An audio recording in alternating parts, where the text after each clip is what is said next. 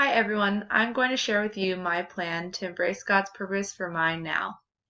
Before I can share with you my now plan to shine, I have to give you some background on my life. The first thing I want to share with you is my top 2 milestones. The first one would have to be meeting my fiance in October 2014. And the second most important milestone or influential milestone was when my grandmother passed away in 2016. The reason I chose these two as my top 2 milestones is because one was a moment of great joy and one was a moment of great sadness. And I'm just reminded that God gives and takes away. But as the song says, my heart will always say, Lord, blessed be your name. The next thing I want to share with you are my resources. The first one I can't help but smiling by looking at this picture is children with special needs. And the way that this is my resource is because it just leads me back to remember that even though we live in a broken world, individuals and children with special needs aren't broken. For me, I see them as beautiful and whole and who they're meant to be. I am reminded of scripture when I think of children with special needs.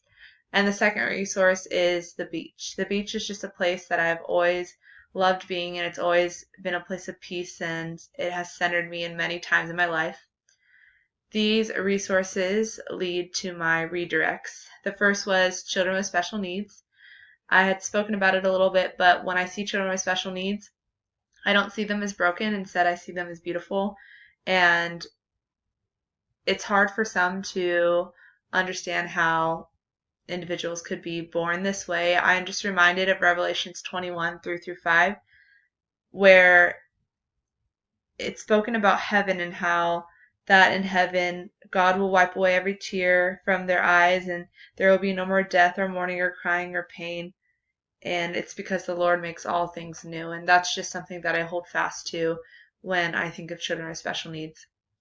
The second is my redirect when I'm at the beach. And it's been at the beach where I've had moments of just instant knowledge and just felt led to move certain ways in my life while sitting by the water. And I'm just redirected to Habakkuk 2:14, which says, For the earth will be filled with the knowledge of the glory of the Lord as the waters cover the sea. So as vast as the sea is, so is the knowledge of our Lord, and that's one of my redirects. Now I can get to my now plan to shine. So for this, I wanted to make it a clear 5-step plan, and I wanted it to be something that I could see myself doing. The first is to start each day with prayer. I think that that's a good way to shine for the now, is just by starting each day in prayer, and that's something that I don't really do, honestly, and something that I would like to change. Step 2 is rejoice in today. So it's important to just find the joy in every day, and if I can rejoice in today, I'll be here, I'll be present, I'll be in the now. Step 3 is to let go and let God. That's a saying that I heard, and it really resonated with me because I just believe that there are things in life that are going to happen every day that are going to challenge you, but that if you can just let go and focus on the Lord, that they will be nothing compared to His glory. Step 4 is don't stress the small stuff. This is something that stops me from shining in the now, and I can easily get caught up in things, and it really just disrupts your day. Step 5 is to serve the Lord in all that I do. For this step, it's just gives joy to each day, and it's really something that will help me to shine. If I think, when I'm tying a student's shoe or when I'm saying good morning to someone, like if I can just shine in those moments, then that's part of my now plan. For implementing and evaluating this plan, implement is just that I will do each of these steps every day. And even if I catch myself not doing one, I will just start back and hold myself accountable for doing each of these steps. I'll also share this with someone close to me, like my best friend, and she'll be able to help me to implement these and keep me accountable for these.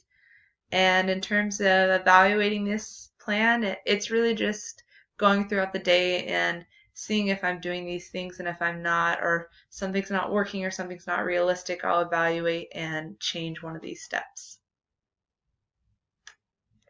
Overall, for this process, I've really enjoyed taking the time and thinking about these different steps and the different three parts that I've gone through. There hasn't really been a change to my personal faith per se, but it has impacted my faith practice. It's led me to see the importance of sharing my faith, but also reflecting on my faith and seeing how God has been there.